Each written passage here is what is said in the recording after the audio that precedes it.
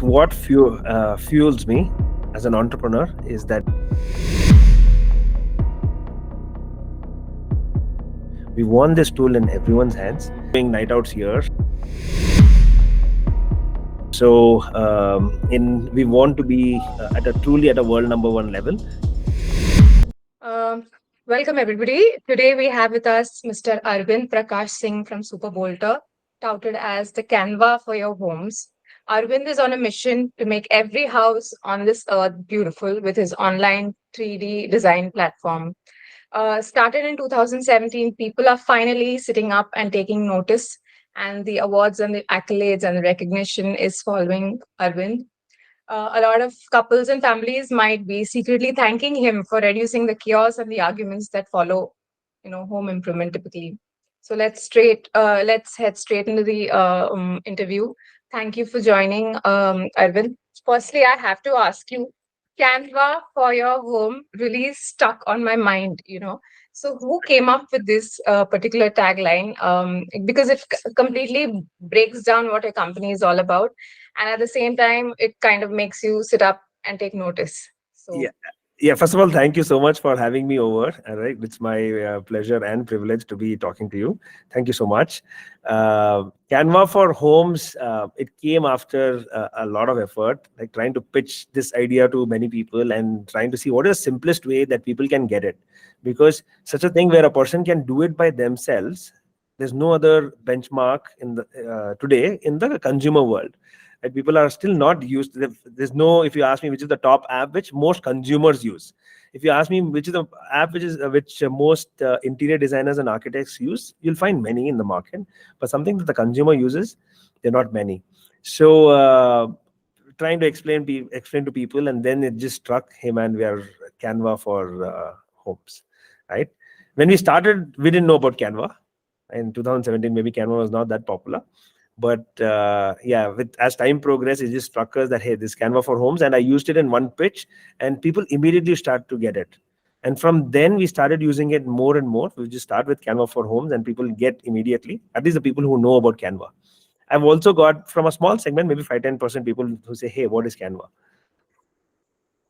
Yeah. So tell us in a really short, brief answer, what exactly does SuperBolter do?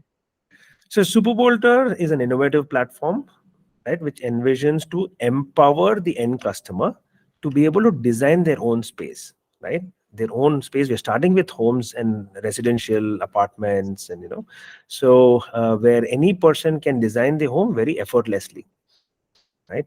So how does it work? Basically, you feed in a floor plan, you get a nice, beautiful 3D model of your house. Think of it like a digital dollhouse, right? We call it the digital twin. And then inside that, I can drag and drop designs coming from various interior designers and architects, right? We have roped them in. The best of the designs, we want to make it available to as many more people. And on the other side, we have like thousands of products which you can use to personalize the design, right? So you've had an incredible 2023, and seems like the party is continuing for you in 2024 as well. Your user base has skyrocketed 47 times in a single year without spending a penny on marketing. I think a lot of founders might be salivating on this particular statistic. How did you do it?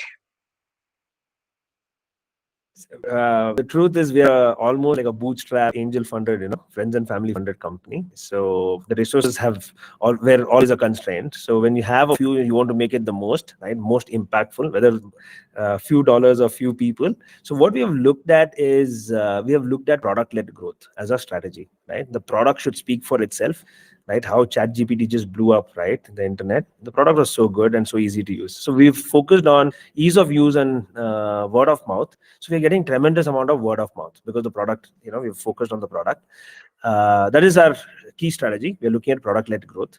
Then we are looking at also, there's another concept called brand-led growth. And we are trying to also maintain a brand irrespective of what the size of the company is. We want to make sure the brand is projected well. right? And then we will move maybe later this year into marketing led growth. We will put in more money on marketing, right?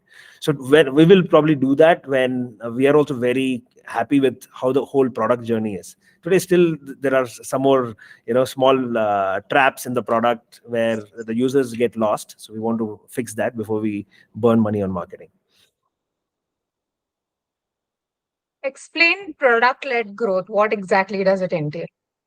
So product led growth is, one is a good product, right, will have um, characteristics that people will want to share, right?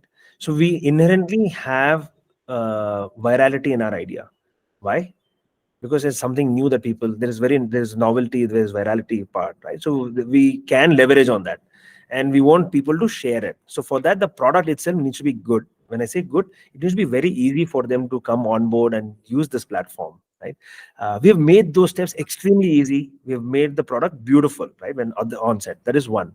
So the visuals, UI, UX, right, we have focused a lot on that. Then other features like share these images, right? That's one more thing. We don't have referrals yet, but typically companies employ referrals, right? Even like, for example, Uber used to give out 500 rupees, right? Because the cost of acquiring the customer would have been more than that referral amount, right? So this is, referral is one such idea which could be, and we are planning to add that soon on our platform too, right? Today what's happening is people are using the platform, they're very happy, and then they share this as a WhatsApp message on their family groups, friends group, and we're getting a lot of traffic is coming through that, and that is called product led growth. So word of mouth is really helping the Yes. platform as of now. Yes. Okay, so you've had earlier in life also you've had two startup ventures. I would like to understand what exactly were you going through when you came on board the third one. Yeah. What were you feeling? Did you have were you was there a fear of failing? What exactly was going on in your mind? um so previous startup, fear of failure is very real, right? Every startup founder should have that, right? And be as self-aware about yourself and your team and your idea, your company. That's very, very important, so you can then navigate it, right? So in the first startup, and we didn't have the fear of failure. We thought we have already won. The moment we registered the company, we thought, yes, the moment we got our own visiting cards. So now coming back in the previous startup, which was an interior design company, right? Similar to List Place Home Lane, right? We were building that in Bangalore, and that's where this idea, took roots, right? Saying that, hey, you know what, we are already delivering so many homes end to end, and we saw that people are feeling really happy about the kind of work that we were doing. And I was like, why has technology not solved it? Why should, and then why is it taking so much time to do one home? So this is where this particular idea also was born, right? And in this company, with about failure, yes, failure is very true for every startup. 95, when you start off, there is a 95% chance that you're going to fail. And what I would tell my team is we have to subsequently keep reducing that, chances of failure. So today maybe a chance of failure is 20%, right? We know so many stories where people have raised hundreds of millions, right? And they still shut. Tiny All back, I think Tiny All it was, right? Back in 2015-16, moment Swiggy was born, even with $120 million of funding, they had to shut, right? So there are a lot of stories there, and we're building a very strong product. We know if you build a good product people love, we can survive in this market.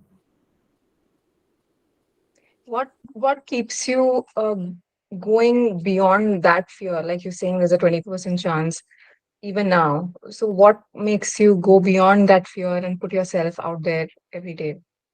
I think what fuels me as an entrepreneur is that vision that we want to and we will make every home on the planet beautiful, irrespective of whether the person can afford it, can't afford it.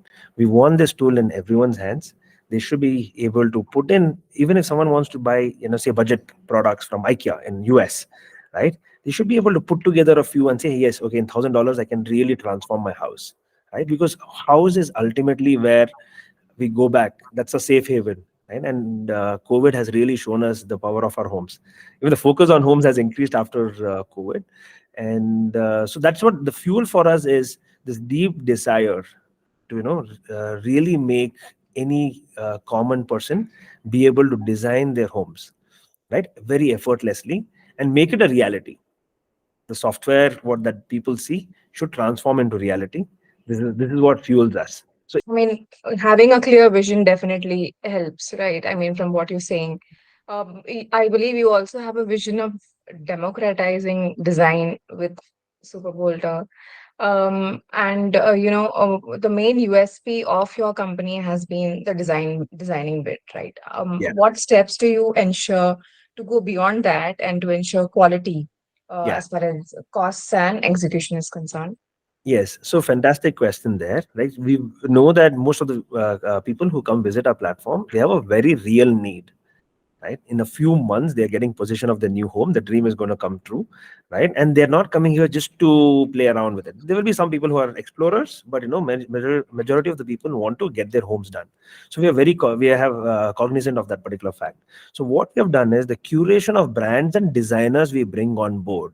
Right, there's a curation process. We look at the brands which are either well reputed, right? They're If they are new, then we will see who's backed them, who are the founders, who are the promoters, right? So that customers can complete this journey, right? So not only do people who come to our platform get access to beautiful design tools and resources, they will also get access to curated list of brands who our team has gone in and verified and listed them, right? Some brands don't need curation. For example, Berger Paints, Asian Paints, these are industry behemoths, right? They are bellwethers of the industry. There are a lot of emerging brands, right? So we take a look at that. Secondly, having said that, there is also, we have brands across various budgets, right? Right now we are looking at mid segment, premium segment, affordable luxury, those, right? These are the segments that we are currently operating in. And we have various brands which cater to multiples of these segments. There is a sofa which is available for 20,000 rupees, and also there's a sofa available for a few lakh rupees on the platform, right? So in each segment, we try to getting enough brands so that people have choice, right? And within their affordability range, right? And still they can make a beautiful homes. One of the key things I realized in when I was running my previous startup, Ferdo, is design and the cost of design can be separated, right? It depends on the material that I use in the product, which brand, right? Whether I've taken green ply top end or I've taken a local ply, very good quality local ply. The price could have a big difference, right? If I have to give you another example, if, diesel jeans, which are available for 20,000, 40,000 rupees, then there is Lee Levi's, which is at 4. But there is also a show off, which is available at a much lesser price, or a local brand, right? Mintra has made apparel accessible to everyone. So similarly, we want to make sure design is accessible to every person. The material that goes inside will determine majorly the cost, right? So now that means everyone can get a beautiful living room, bedroom, kitchen. Yeah. The entire house need not have to be like teak wood and, which was the traditional thing. Yeah. Yeah. This is per se for the customer, right? I mean, when you're talking about this, what about from from the entrepreneurial side of things? How do you try to maintain the margins in a situation in an industry where it can get a little tricky? Yes. So the margins in the furniture and interior industry are pretty good, right? Actually, there are good margins because when you talk about services, etc., right? That's what the industry is demanding. Like good brands, even like good interior design firms, contractors have a slightly higher margin because of the kind of work and of experience that they have. So there are margins. It's only like the only bane in the industry is poor execution, right? Also, from a customer perspective, what happens is they've it's not very common. You don't do up a interior of a house every year, so even the customers are not fully aware of what all challenges that interior designers and architects face on the ground, or contractors, right? Because that part of the work is still blue collar, right? Whereas we are already spoiled by choice, spoiled by speed with Swiggy and Flipkart. It's not like you hit a button and you get a kitchen, right? It may happen, but soon. But Who that's what knows? we want to Maybe help. soon. right? There are so many issues sometimes, and it's very physical product which is getting assembled. There is not only manufacturing, then there is logistics, transportation, shipping, then installation, all of that. And the skill of the people will vary. Like younger firms will have like maybe inner less experienced people. The older, more experienced firm may have more experienced people. That's where the difference can come in, right? So we pick firms which have at least 5 years or 10 years, right, of existence in the market, especially if you are looking at contractors. Why? They have at least seen one or two cycles of warranty. Where everyone is promising 5-year warranty, 10-year warranty, right? If the firm is just 2 years old, they don't even know what to do when someone, a customer calls for a warranty claim, right? So we've picked, there are enough players in the market. We have to be also be careful because there are a lot of fly by night operators, because there's good margin here. The difference between our business and anything, we don't have to worry about lifetime value of a customer, because the customer is going to spend the 10 lakh or 20 lakh rupees in those 3 or 4 months, right? It's whatever we spend on Swiggy over the next 5 years is all coming in those few months. That's why these businesses like List Space and Homeland also probably are doing well, right? You said in one of your interviews that the only threat to a startup is another younger startup. What is the landscape looking like for you right now, vis-a-vis when you started out, um the and how landscape do you is, approach it? yeah, landscape is looking beautiful, right? In terms of where we are in that landscape, right? We have a significant head start, right? Because we are also not a young startup. We are a 6.5-year-old company. We have digitized so many of our processes, automated so many of our processes. Thanks, maybe also because we were frugally funded or whatever, right? So we've invested on very, very important tech that can give us scale and automation, and that's what is getting supported now. As we scale up, like yesterday, close to about 1,000 floor plans have got uploaded on the platform in a single day. 1,000 homes, right? So we are scrambling. We are doing night outs here. And coming to the competition, there are some interesting companies from around the world that we look up to, right? Maybe not direct competitors, but adjacent people in the 3D design space. There are a lot of tools over there, and we've taken inspiration from some of them. And we have had a first shot at the consumer play. That's what I feel. There's maybe there may be other smaller companies also doing it, right? There is also one more thing where we as entrepreneurs need to be very, very self-aware that the idea is dime a dozen, they say, right? There may be another 100 people who are probably in some other country at the same stage as we are, probably giving an interview in, say, Brazil or some other Sweden or somewhere, right? Okay. Coming back to a little leadership wisdom from you, I think you've also mentioned in your social media posts about the best way to deal with disagreements was to disagree but commit. Tell me a bit about this, and how do you deal with disagreements within the team, and how do you overcome those disagreements? Yeah, I think it's very important. I've been a cricketer. I've played a lot of cricket during, right from school, right from fourth grade is where I started cricket, and computers, these went parallel, right? So I've led teams, and every match I have to pick 11 people who will go in. We are always a 16-member squad, and there are friends and who have to get dropped. So, so I figured out how to, deal with people right from a very young age. Second thing is I grew up in a joint family. So you can imagine, right? There are 20 people in my house, right? Cousins and all that. So a lot of people, I've already dealt with a lot of people. I didn't know. These are all like later realizations and how my life has shaped me up into what I am.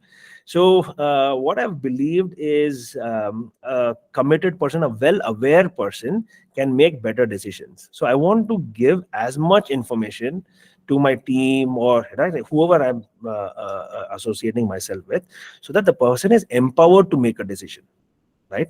So again, drawing to, if I have to take an example of cricket, that if I have a bowler, he's going to bowl the way the best he can. But if he's fully charged up and he's motivated and really wants to get this guy out, right, and we want to give him we want him to give his best, right? So here we have, there are possible, there are numerous occasions here in my entire life, across my 2 decades of experience, where I've seen sometimes there are disagreements, right? And then if you force it down, people will agree because of position, or maybe a manager or a boss, whatever, but internally they're not committed to the task. The output has always been suboptimal. right? And then in the end, you still, the project suffers, right? So you rather have the person completely, you've shown where this is going to lead, and people are committed. How we deal with that is, say, yeah, I would say, yes, maybe, yeah, this feature may not work, right? But let's give it a try, right? Let's put this assumption: this feature will not work because the users are going to hate it. Let's put that on the wall. We'll put it on a post-ix. We'll run this experiment. There are only two possibilities: either true or false. It's not about I am right and you're wrong or something like that. At the end of it, both answers help the company. If it is true, yes, people hate it. Yes, we didn't have to spend too much time, but we know for a fact now. It was an assumption, became a fact. So that way. But if it was proven false, then we are at a better spot.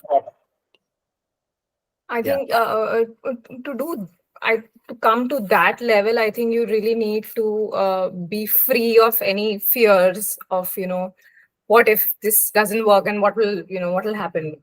The innate fear that one has. So it's Yeah. it's great if one can come to that level. Another aspect that I want to ask you was, I think you mentioned Growth X a lot in your post. Tell us a bit about Growth X, and I think one particular thing that you mentioned about was the model of learning is all about proof of work that I think you draw from Growth X. Yeah. Just if you can explain this and tell us Sure. a bit about this association that you have. GrowthX is a program which is it's a company, right? E-learning company started by Abhishek and Udayan, right? Both, one comes from Cred and Dunzo. They're here, and the other guy comes from Razorpay. They've crystallized how growth happens in those companies and converted into a beautiful course. It's just a 5-week course, right? And then if you qualify, then you do a capstone project with them. And then 5 week, each week they just give us one aspect of it, like how do you capture acquisition, then you have onboarding, how do you engage and retain the customers, and how do you monetize. They just beautifully crystallize the entire business into these aspects, and they've gone a little more. They have shared frameworks. So this was fantastic for me because as a young startup, you are short of resources again, right? And sometimes we are multi-hatting. So we were facing a growth issue. Like, we were growing and wanted to understand, how do I engage more with these customers? What do I need to do? How do I monetize? These were the questions which were on my mind in mid-Jan yesterday, right?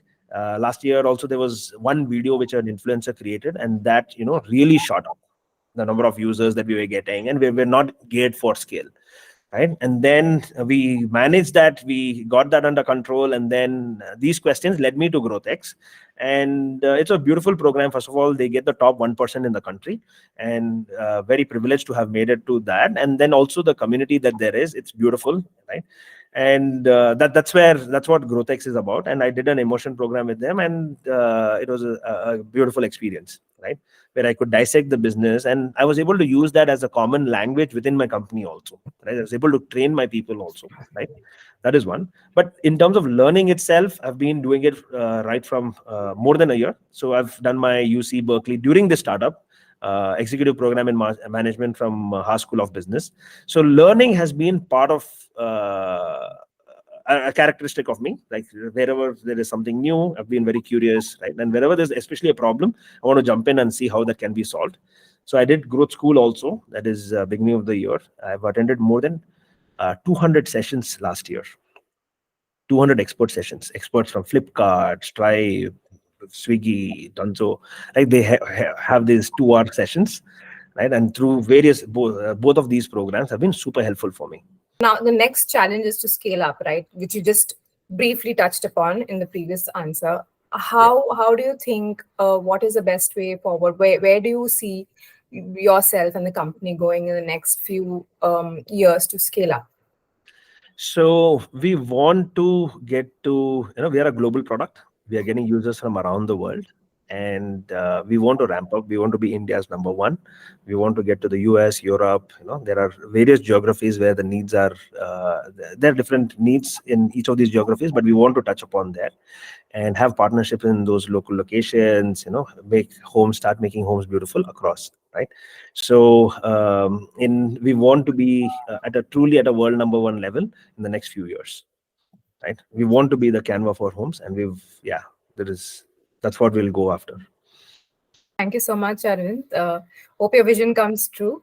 And thanks for talking. Thank you so much. Such a pleasure. It was a good walk down the memory lane. Yeah.